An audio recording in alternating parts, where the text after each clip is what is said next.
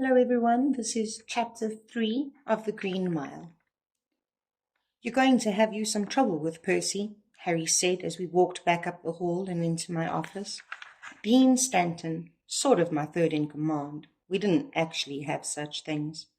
The situation Percy Wetmore would have fixed up in a flash was sitting behind my desk, updating the files, a job I never seemed to get around to. He barely looked up as we came in, just gave his little glasses a shove with the ball of his thumb and dived back into his paperwork. I've been having trouble with that Peckerwood since the day he came in, I said gingerly, pulling my pants away from my crotch and wincing. Did you hear what he was shouting when he brought that big galoot down? Couldn't very well not, Harry said. I was there, you know. I was in the John and heard it just fine, Dean said. He drew a sheet of paper to him, held it up into the light so I could see there was a coffee ring as well as typing on it, and then tossed it into the wastebasket. Dead man walking. Must have read that in one of those magazines he liked so much. And he probably had. Percy Wetmore was a great reader of Agassi and Stagg and Men's Adventure. There was a prison tale in every issue, it seemed, and Percy read them avidly, like a man doing research. It was like he was trying to find out how to act, and thought the information was in those magazines. He'd come just after we did Anthony Ray, the hatchet killer, and he hadn't actually participated in an execution yet, although he'd witnessed one from the switch room. He knows people, Harry said. He's connected. You'll have to answer for sending him off the block, and you'll have to answer even harder for expecting him to do some real work. I don't expect it, I said, and I didn't. But I had hopes. Bill Dodge wasn't the sort to let a man just stand around and do the heavy looking on. I'm more interested in the big boy for the time being.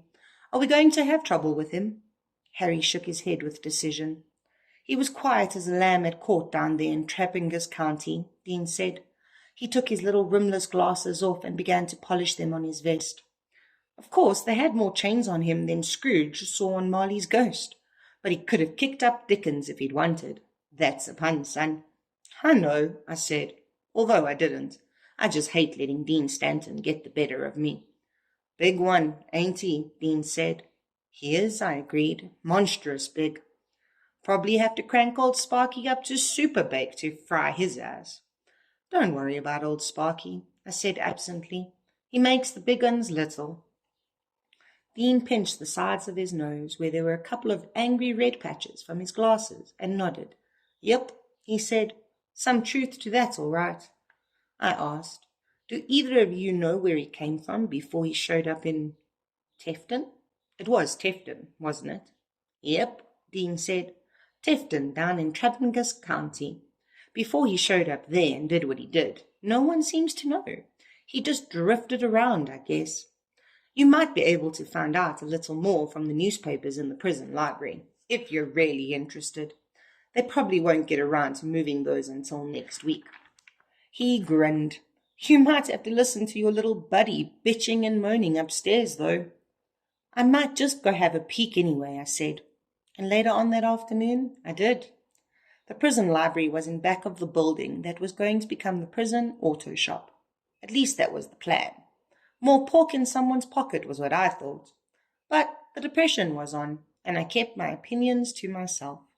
The way I should have just kept my mouth shut about Percy. But sometimes a man just can't keep it clapped tight.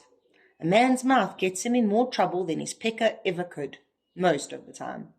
And the auto shop never happened. Anyway, the next spring, the prison moved 60 miles down the road to Brighton. More backroom deals, I reckon. More barrels of pork. Wasn't nothing to me.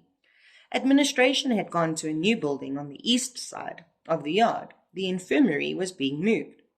Whose country bumpkin idea it had been to put an infirmary on the second floor in the first place was just another of life's mysteries. The library was still partly stocked. Not that it ever had much in it, and standing empty. The old building was a hot clapboard box, kind of shouldered in between A and B blocks.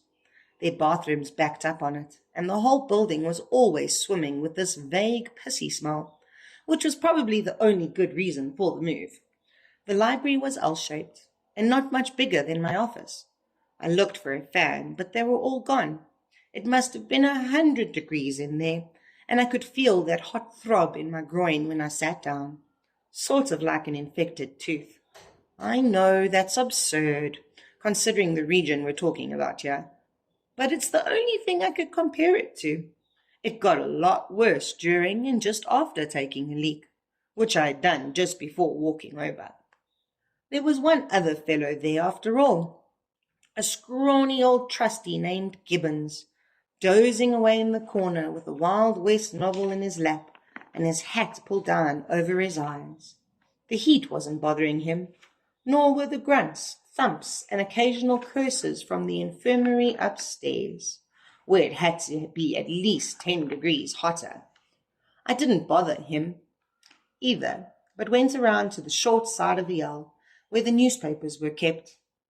I thought they might be gone along with the fans in spite of what Dean had said.